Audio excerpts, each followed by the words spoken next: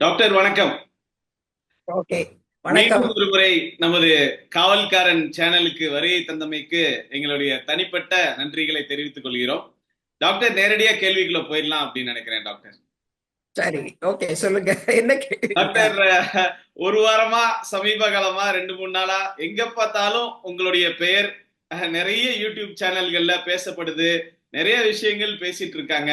குறிப்பா இந்த பாரிஜாலன் இது போன்ற தமிழ் விசுவாசிகள் அப்படின்னு சொல்லலாமா, இல்ல எப்படின்னு சொல்லி தெரியல. அவங்க வந்து நிறைய சேனல்கள்ல பேசுறப்போ நீங்க பயன்படுத்திய அந்த வார்த்தை தமிழ் தீவிரவாதிகள் அப்படின்னு சொல்லிட்டீங்க அப்படின்னு சொல்லி அதை உட்காந்து நிறைய சேனல்கள்ல டிபேட் பண்ணிட்டே இருந்தாங்க, பண்ணிட்டும் இருக்காங்க. சோ அத பத்தின உங்களுடைய பார்வை, உங்களுடைய கருத்தை முதல்ல தெரிஞ்சுக்கலாம் அப்படின்னு நினைக்கிறேன் டாக்டர். ஆமா, நானு தமிழ் தீவிரவாதி அப்படின்னு தான் சொன்னேன். யார சொன்னேன்னா மன்னனை சொன்னேன். ஒரு நிமிஷம் இருங்க. இதை பாருங்க. ஓகே, இவ்வளவு போரும்னு நினைக்கிறேன். இது என்ன தெரியுமா? இதுதான் மன்னன். இவர் என்ன சொல்லிக்கிட்டு இருக்காருன்னா, இதுக்கு முன்ன விஜயநகர பேரரசு தான் ஜாதிய பாகுபாடுகளை கொண்டு வந்தாங்க அப்படின்றாரு. இப்போ தெலுங்கின் முதல் கல்வெட்டான கலமில்லா கல்வெட்டேமோ, அந்த கல்வெட்டு ஆக்சுவலா என்ன சொல்லுதுன்னா, ஒரு வெளியில இருந்து ஒரு அரசன் படையெடுத்து வர்றான். அப்போ ஊருக்குள்ள இருக்கிற மக்களும் ஊருக்கு வெளியே இருக்கிற மக்களும் எல்லாரும் ஒண்ணு சேர்ந்து திரண்டு இங்க நின்னாங்க அப்படின்னு ஒரு கோயில்ல வைக்கிறாங்க. இதான் அந்த கோயில்ல அந்த கல்வெட்டு சொல்லுது. அப்ப இவர் என்ன சொல்றாரு, அப்பவே தெலுங்கர்கள் பிரிச்சு வச்சிருக்காங்கன்னு. ஆமா, தெலுங்கர்கள் பிரிச்சுதான் வச்சிருந்திருக்காங்கன்னு நமக்கு தெரியுது. அது 1500 வருஷத்துக்கு முன்னால. சரியா? தெலுங்குன்னா யார் இங்க வானத்துல இருந்தா குதிச்சான்? தமிழன் தானே தெலுங்கு பேச ஆரம்பிச்சான். அப்போ நம்ம தமிழன்னு நம்ம சொல்றது அது நம்மளையும் சேர்த்துதான் சொல்றோம் இருக்கு. ஆனா இது 1500 வருஷத்துக்கு முன்னாடி. ஆனா ஏற்கனவே நம்ம ஒரு இது சொன்னோமா இல்லையா? என்னது? 2300 வருஷத்துக்கு முன்னாடி சங்க காலத்திலேயேமோ, நீ வேற குலம் நான் வேற குலம், நீ இழிந்த குலம். அரசவை நக்கீரர் ஒரு அரசவை புலவர். பாண்டிய மன்னனுடைய அரசவையில இருக்கிற ஒரு புலவர். அதுவும் என்னது, அரசரையே மன்னா நீ பரிசு கொடுக்காதே, அது தப்பான பாடல் அப்படின்னு அரசரையே மிரட்டுற புலவர். அப்படிப்பட்ட ஒரு புலவரையும், அவ்வளவு செல்வாக்கான ஒரு புலவரையேமோ அந்த தருமிக்கு எழுதி கொடுத்த இன்னொரு புலவர், அதை சிவபெருமான் வேடத்துல வந்தாங்க. பட் நம்ம சிவபெருமான நம்ம நினைக்க வேண்டாம். அந்த எழுதி கொடுத்த புலவர் என்ன கேட்கிறாரு, நீ சங்க இருக்கிற குலத்துக்காரன், நீயா என் பாட்டுல குறைய கண்டுபிடிக்கிற அப்படிங்கிறார். அவரு நக்கீரன் அரசவை புலவர், பாண்டியனுடைய அரசவை புலவர்னா சங்க தமிழ் வளர்த்த பாண்டியர்கள் அந்த அரசவையில இருக்கிற ஒரு புலவர் ஒரு பாட்டுல குற்றம் இருக்குன்னு சொன்னா, அப்படியான அவன் கேட்கல, நீ யார் அதை சொல்றது? இல்ல நீ பெரிய புத்திசாலி அதுல குற்றம் கண்டுபிடிக்கான்னு கேட்கல. நீ யாரு? நீ வெறும் சங்க இருக்கிறவன், நீ சங்க இருந்து பொழைக்கிற கூலி வேலை செய்யறவன். இத்தனைக்கு அவர் சங்க இருக்கல, அவர் அந்த குலத்தை சேர்ந்தவர். பட் அவர் இப்ப இன்னைக்கு அரசவை புலவரா இருக்கார். நீ ஆனா எவ்வளவு உயரத்துக்கு போனா என்ன, நீ சங்க இருக்கிற குலத்தை சேர்ந்தவன் தானே, நீ எப்படி என்னைய பண்ணலாம் அப்படின்னு குல உயர்த்தி தாழ்ச்சியத்தான் பேசுறார். இவர் ஏதோ உயர்ந்தவர் மாதிரியும் சங்க இருக்கிற குலம் தாழ்வான குலம்ங்கிற மாதிரியும் பேசுறாரு தானே. இது 2300 வருஷத்துக்கு முன்னாடி. அப்ப 1500 வருஷத்துக்கு முன்னாடி தெலுங்கு சொன்னது தப்பா? 2300 வருஷத்துக்கு முன்னாடி நக்கீரன் அவையில நக்கீரனையே ஒருத்தன் இப்படி குலத் பேரை சொல்லி இழிவா பேசணும்னு நினைச்சது தப்பா? அப்போ ஏற்கனவே தமிழ் சமூகத்துல இருக்கு. ஆனா அந்த தமிழ் சமூகத்துல இருந்து வந்தவங்க தான் இன்னைக்கு தமிழர்களா, தெலுங்கர்களா, கன்னடர்களா, மலையாளிகளா ஆகியிருக்கும். திராவிடர்கள்னு நம்ம பொதுவா சொல்லிக்கிறோம். இதுல நம்ம எல்லோருமே அப்படிப்பட்டவங்க தானே. இவர் என்னத்துக்கு தெலுங்கன் தான் சொல்லியிருக்கான்னு நம்மள சொன்னாரு. அதே மாதிரி அந்த வீடியோ உங்களுக்கு தனியாம அனுப்பிச்சு வைக்கிறேன். சரியா ஆடியோ கிடைக்கலான்னு சொன்னீங்க. அவர் முகத்தை பாருங்க. ஒரு வரலாறு பேசுற வரலாற்று ஆசிரியர் மாதிரி தானே பேசுறாரு. விரோதத்தோட, வன்மத்தோட இந்த தெலுங்கனுகள் இப்படி பண்ணிட்டாங்க. இத எங்கெல்லாம் பேசுறாரு, யூடியூபுகள்லயும் நான் இப்ப ஒரு 4 வருஷமா தான் இந்த ஆளை கவனிக்கிறேன். எவ்வளவு காலமா இதை பண்ணிட்டு இருக்காருன்னு தெரியாது. யூடியூப்லயும் பேசுறாரு, கல்லூரியில மாணவர்கள் கிட்ட போய் பேசுறாரு. கல்லூரியில மாணவர்கள் கிட்ட என்ன சொல்றாரு, நம்ம ஏற்கனவே இதை பத்தி பேசிட்டோம், விளக்கம் எல்லாம் முன்னவே நம்ம கொடுத்துட்டோம். தேவதாசி முறையேமும் இவங்க தான் கொண்டு வந்தாங்க, அதுக்கு முன்னாடி இல்ல அப்படின்ட்டு. சோழர்கள் காலத்துல ரொம்ப தேவரடியார்கள் நல்லா இருந்தாங்க அப்படின்னு. அட தற்குறியே, சோழர்களே தெலுங்கர்கள் தானப்பா, நாங்க தான்ப்பா சோழர்கள், நாங்க தான் சோழர்கள், பெருமை மிகும் சோழர்கள் நாங்க சோழக்குடிகள், வடுகர்களாகிய நாங்கள் தான் சோழக்குடிகள், நாங்க தான் ராஜராஜ சோழன் வகையரா எல்லாமே. அதுக்கு ஆதாரமும் நம்ம நிறைய எடுத்து சொல்லிட்டோம். இவங்க என்னமோ புரியாத மாதிரி இன்னும் தூங்கிட்டே இருக்கிற மாதிரி ஆக்ட் பண்ணிக்கிட்டு நாங்க கருத்து சொல்றோமா, நீங்க என்ன நாங்க சொல்றதுக்கு கருத்துல பதிலே சொல்லலன்னு. பதிலத்தான் சொல்லிட்டோமே, உங்க காதுக்கு மட்டும் ஏன் கேட்கல? சோழர்களும் நம்ம தான், நம்மளும் தேவரடியார்களை மிக நன்றாக வைத்திருந்தோம். சோழர்கள் காலத்துக்கு அப்புறம் முகலாயர்கள் வர்றாங்க. முகலாயர்கள் வரும்போது கோயில்ல சாமியே கிடையாது. கோயில்ல சாமி சிலைகளை எல்லாம் உடைச்சிட்டாங்க. அதற்கு முன்னால கொஞ்சம் சாமி சிலைகள் பாதுகாக்கப்பட்டு எடுத்துட்டு போயிட்டாங்க. சில கோவில்கள்ல விக்கிரகங்களையேமோ அங்க உள்ளவங்க மக்கள், பொதுமக்களும் சரி, அங்க இருக்கிற அந்த பிராமணர்களும் சேர்ந்து அதை கொண்டு போய் பத்திரப்படுத்திட்டாங்க. உற்சவ முத்திரைகளும் பத்திரப்படுத்திட்டாங்க. ஆனா இவங்க வந்தவங்க அதற்கப்புறம் கோயில்கள்ல இருக்கிற சிலைகளை எல்லாம் உடைச்சாங்க முகலாயர்கள். கோயில்ல இருக்கிற நகைகள், பாத்திரம், பண்டம் எல்லாத்தையும் கொள்ளையடிச்சாங்க. கோயில்களை இப்ப குதிரைகளையும் யானைகளையும் கட்டும் குதிரை லாயங்களாக பயன்படுத்தினார்கள். மக்கள்கிட்ட இருக்கிற எல்லா தங்கத்தையும் எல்லா சொத்துக்களையும் எல்லாத்தையும் திருடுனாங்க, கொள்ளையடிச்சாங்க. இவங்க தங்கம் மட்டுமே 130 யானைகள் மேல கொண்டு போகப்பட்டது டெல்லிக்கு அப்படின்னு ஒருத்தர் எழுதுறாரு. யாரு? Ibn Battuta, IBN Ibn Battuta, BATATN. அந்த முகலாய மன்னர்களுடைய ஒரு வரலாறு எழுதுற ஒரு ஆசிரியர் அவங்களை பத்தி எழுதும் போது எழுதுறாரு, 130 யானைகள்ல இங்க இருந்து மதுரையில் தென் தமிழகத்துல, தென் தமிழகம் இல்ல, தென்னிந்தியாவில இருந்து அங்க தங்கம் கொண்டு வரப்பட்டதுன்னு அவர் எழுதுறாரு. இங்க இருந்து எல்லாம் கொண்டுட்டு போயிட்டாங்க. இப்ப கோயில்ல சாமியும் இல்ல, கோயில்ல பூஜை வழிபாடு இல்ல, கோயிலு குதிரை லாயம் ஆயிருச்சு. அப்ப கோயிலுக்குள்ள இருந்த தேவரடியார்கள் பெண்கள் என்ன ஆயிருப்பாங்க? என்னப்பா இருப்பாங்க? அதே மாதிரி இருங்க, பொதுமக்கள் எல்லாரையும் இந்த நிலங்களையும் பறிச்சுட்டாங்க. யாருக்கும் அது குடியானவர்களா இருக்கட்டும், வணிகர்களாக இருக்கட்டும், யாருக்கும் எதுவுமே கிடையாது. எல்லார்கிட்ட எல்லாம் பறிச்சுட்டு எல்லோரையும் கொத்தடிமைகளா விவசாயம் பண்ண வச்சாங்க. அவர்கள் உற்பத்தி செய்யற தானியத்தையும் அப்படியே எடுத்து இது பண்ணி யானைகள்ல ஏத்து டெல்லிக்கு கொண்டு போனாங்க.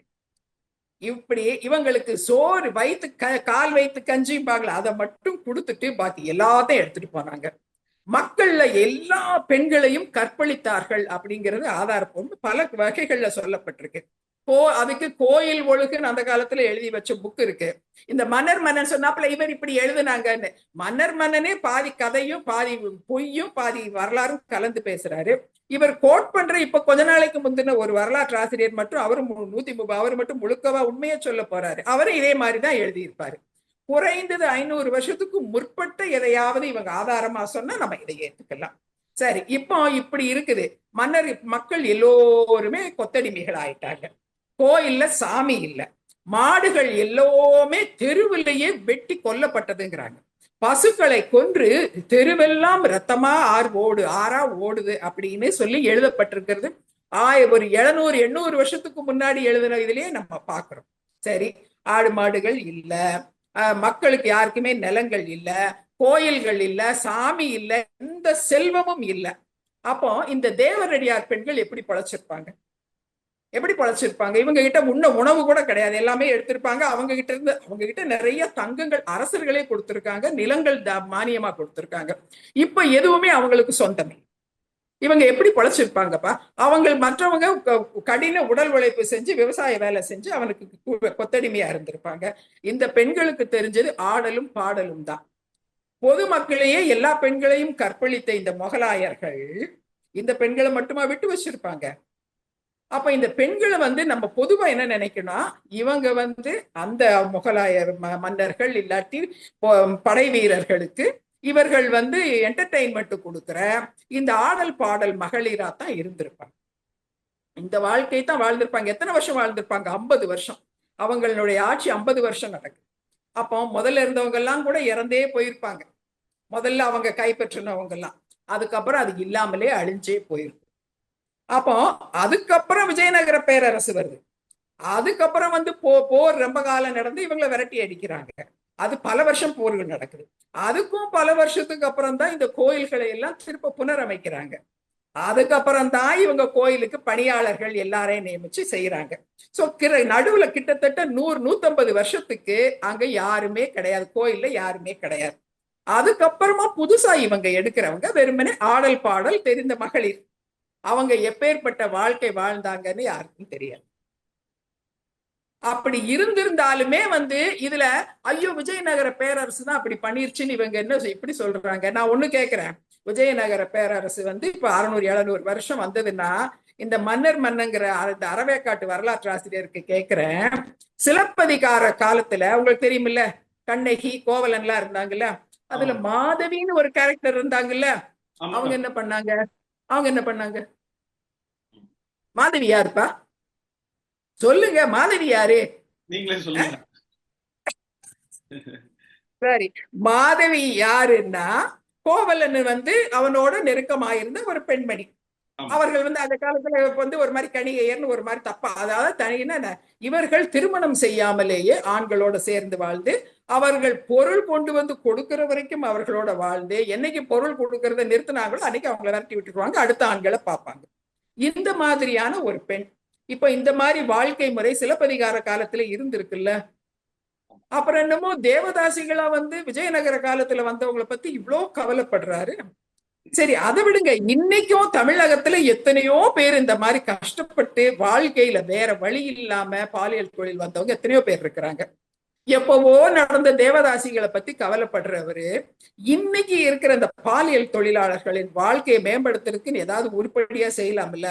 ஒண்ணு வேண்டாம், இவர் யூடியூப்ல இப்படி எல்லாரையும் தெலுங்குன திட்டி சம்பாதிக்கிற பணத்தை எல்லாம் அந்த பாலியல் தொழில் செய்யற அந்த அப்பாவி பெண்களுக்கு அவங்களுக்கு கொடுத்து உதவ சொல்லுங்க, அவங்க வாழ்க்கை மேம்பாட்டுக்கு ஏதாவது பண்ண சொல்லுங்க. அதை விட்டுட்டு தெலுங்கரை திட்டிக்கிட்டே இருந்தா அன்னைக்கு அவன் எப்படி வாழ்ந்தார் யாருக்கு தெரியாது.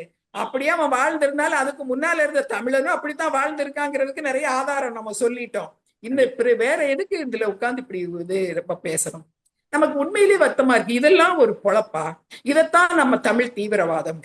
சோ இந்த நிலப்பகுதியில வாழ்ந்த மக்கள், அது தமிழ் பேசினாலும் சரி தெலுங்கு பேசினாலும் மக்கள் சரி, இந்த மக்களுக்குன்னு ஒரு வாழ்வியல் இருந்திருக்கு. அதுல நல்லதும் இருந்திருக்கு, தவறானதும் இருந்திருக்கு.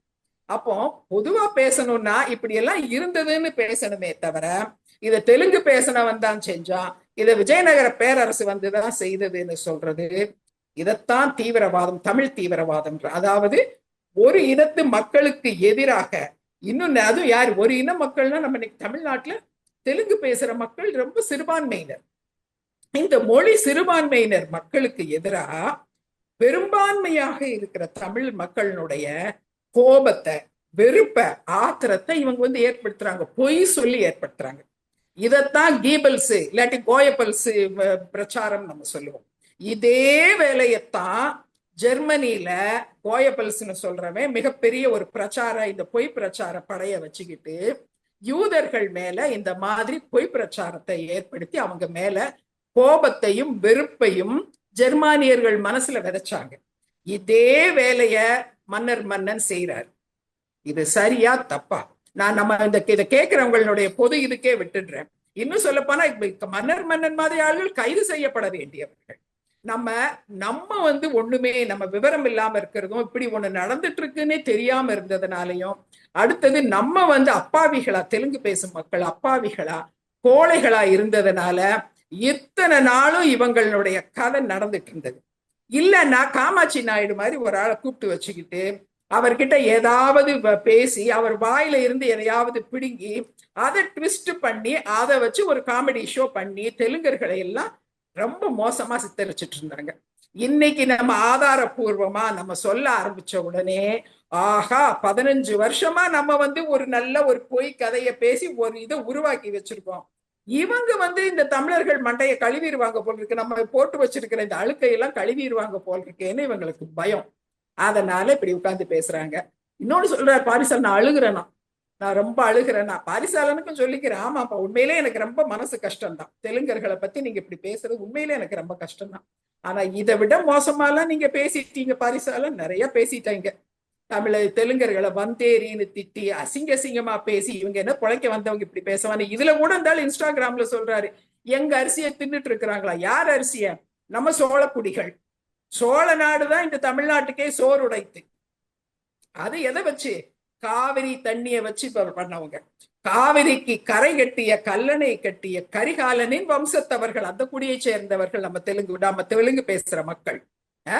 எத்தனையோ ஆதாரம் இருக்கும். இந்த ஆளை வேணும்னா போய் மலப்பேடு செப்பேடுகள்னு இருக்கு, அதையும் போய் பார்த்துட்டு மெட்ராஸ் மியூசியம் பிளேட்ஸ் இருக்கு, அதுலயும் போய் பார்த்து சோழர்கள் தெலுங்கர்கள் தானா இல்லையாங்கிறத அதுல போட சொல்லுங்க. அதுல தெளிவா போட்டிருக்கு சோழர்கள் தெலுங்கர்கள். ஆனுவல் ரிப்போர்ட் ஆஃப் ஏஎஸ்ஐ 1957-59ல பக்கம் 6ல போட்டிருக்கு. யாரு? விஜயாலய சோழனுடைய அப்பா தெலுங்குங்கிறத தெளிவா போட்டிருக்கு. நாங்க தெலுங்கர்கள், நாங்க தான் சோழர்கள், நாங்க போட்ட சோறத்தான் நீங்க தின்னுட்டு இருக்கிறீங்க. நாங்க கட்டின கல்லணை தான் காவேரிக்கு கட்டின இதுலதான் இன்னைக்கு எல்லாம் ஓடிட்டு இருக்குது. நீ எங்களுக்கு சோறு போடுறேன்னு இப்படி பேசுறியா? நீ சாப்பிடுற சோறு எங்க சோறு? நீ சாப்பிடுற இது எங்களோடது நெல்லு. எதற்காக இந்த பேச்சுல? யார் சாப்பிட்டா? அவங்க கைய வச்சு அவங்க பொழைச்சு அவங்க வாழ்றோம். இவங்களுக்கு சாப்பாடு பொழப்பு ஓடணும்ல மேம். வடுக வந்தேரி பாளையக்காரர்களே வடுக வந்தேரின்னு திட்டுனா இவங்களுக்கு சோறு கிடைக்குது. இத செய்யறது யார்? ஏன் கிடைக்குது தெரியுமாப்பா? இப்போ இந்த பையன் நல்லாதான் இருக்கான், கை கால் நல்லா இருக்கு, படிச்சவனா தெரியற அந்த பாரிசாலன்ற எந்த வேலையும் பாக்குற மாதிரி தெரியல. யூடியூப்ல உட்கார்ந்துகிட்டு இந்த சர்க்கஸ் ஷோ இப்பெல்லாம் முன்னெல்லாம் சும்மா அப்படி பேசிக்கிட்டு இருந்தாரு. இதுல கூட தெலுங்கர்கள் தான் இந்த தமிழ் இன படுகொலை செய்தார்கள். எவ்வளோ அயோக்கியத்தனை, எவ்வளவு மனசுல வஞ்சகம். ரெக்கார்ட் பண்ணி வச்சிருங்க அந்த பையன் பேசுனது. தெலுங்கர்கள் தான் இனப்படுகொலை செய்தார்கள். இப்போ கொஞ்சம் சர்க்கஸ் மாதிரி டிராமா எல்லாம் பண்ண ஆரம்பிச்சிட்டாரு. இப்படி பண்ணல, சீமான் பண்ற இந்த பாடி லாங்குவேஜ்ல நல்லா கிளிக் ஆகுன்னு தெரிஞ்சு இவரும் இப்படி பண்றாரு. ஆனா இவருக்கு அது கொஞ்சம் கூட பொருத்தமா இல்ல. பட் ஆனா பண்றாரு. ஏன் பண்றாருங்கிறதா யோசிக்கணும். இவர்கள் இப்படி செய்வதற்கு இலங்கை தமிழர்கள் பணம் கொடுக்கறாங்க. ஏன் இலங்கை தமிழர்கள் பணம் கொடுக்கறாங்க? நம்ம இனி சொல்லி எல்லாம் இவங்களை திருத்தவே முடியாது இலங்கை தமிழர்களை. ஏன்னா இவங்க அவ்வளவு விவரம் இல்லாதவங்களா. இவர் இந்த ஒற்றை பனைமரம்னு ஒரு சினிமா எடுத்தாரு, புதியவன். அவர் சொல்றாரு, தமிழ்நாட்டு தமிழனை விட யாழ்ப்பாண தமிழன் 10 மடங்கு புத்திசாலின்றார். அப்போ அதை திருப்பி போடுங்க. அப்போ தமிழ்நாட்டு தமிழன் இலங்கை தமிழனோட 10 மடங்கு முட்டாளுன்னு அவர் சொல்றார். அது உண்மையா பொய்யான்னு எனக்கு தெரியாது. ஆனா அவங்க அப்படித்தான் நினைக்கிறாங்க. நம்மளை எல்லாம் முட்டாளாக்கிட்டு இருக்கிறாங்க இலங்கை தமிழர்கள். நமக்குள்ள பிரிவினை இன்னைக்கே பாருங்களேன், எங்க பார்த்தாலும் தமிழேமோ இலங்கை தமிழன் என்ன பேசினாலும் அதான் பேசிட்டு இருக்கிறோம். பாட்டில் தானே நம்ம சொன்னோம். இப்ப இவங்க எப்ப இங்க வந்தாங்களோ அப்பதான் நம்ம போத்தல்ங்கிறோம். எதுக்காக போத்தல்ங்கிறோம்? விஷயம்னு சொன்னோம், இப்ப விடயம்னு சொல்லணுமா? இன்னும் இதே மாதிரி ஒவ்வொன்றுப்பா. போர்டுகள் எல்லாம் தமிழ்ல தான் எழுதணும்ன்றாங்க. ஏன் போர்டுல இங்கிலீஷ்லயோ தெலுங்குலயோ இருந்தா என்ன ஆயிடும்? அப்போ நம்ம கொஞ்சம் கொஞ்சமா ஈழத்துல என்ன கட்டுப்பாடுகள், என்ன தீவிரவாதம் கடைபிடிக்கப்பட்டதோ, மொழி தீவிரவாதம், அது இன்னைக்கு தமிழ்நாட்டுக்குள்ள இறக்குமதி செய்யப்பட்டிருக்கு. யாரால? இந்த தீவிரவாதிகளால. யாரு? இந்த தமிழ் தீவிரவாதிகளால. தீவிரவாதின தமிழ் வளரணும் நினைக்கிறது தீவிரவாதம் கிடையாது. தமிழ் அப்படின்னா நாமளே தமிழ் வளரணும்னு நினைக்கிறோம்ல. என்னை விடவா பாரிசாலன்றமா நல்லா தமிழ் பேசுறான்? நான் எவ்வளவு அக்கறையா எவ்வளவு ஆர்வமா தமிழ் படிச்சேன் தெரியுமா? நமது தமிழ்ல ஆர்வம் இருக்கிறது தமிழ் தீவிரவாதம் இல்ல. ஆனா தமிழை தவிர வேற மொழி இருக்கக்கூடாதுன்னு சொல்றாங்க, அது தமிழ் தீவிரவாதம். தமிழனை தவிர வேற யாரும் இருக்கக்கூடாது, தெலுங்கன் இருக்கக்கூடாது, அழிச்சிடணும் அவனை நினைச்சு பேசுறாங்கல்ல, அது தமிழ் தீவிரவாதம். தெலுங்கனை விரட்டி அடிக்கணும்னு பேசினாங்களா ஆந்திராவுக்கு, அது தமிழ் தீவிரவாதம். தெலுங்கு எழுத்து எந்த போர்டுலயும் இருக்கக்கூடாதுன்னு சொன்னா அது தமிழ் தீவிரவாதம். நம்மளை அழிக்கணும்னு, நம்ம உரிமைகளை அளிக்கணும்னு பேசுறாங்களா. தெலுங்கு பேசுறவன்னா அவனுக்கு இடஒதுக்கீடு கொடுக்க கூடாது, கல்வியில இடஒதுக்கீடு கொடுக்க கூடாது, வேலை வாய்ப்புல இடஒதுக்கீடு கொடுக்க கூடாதுன்னு பேசுறாங்கல்ல, அது தீவிரம். அதைத்தான் நம்ம சொல்றோம். இதை யாரெல்லாம் பேசுனாங்களோ அவங்க அத்தனை பேரும் தீவிரவாதிகள். அது மட்டும் இல்லப்பா, இவங்க ரொம்ப நல்லவங்க மாதிரி பேசுறாங்க. சாரி,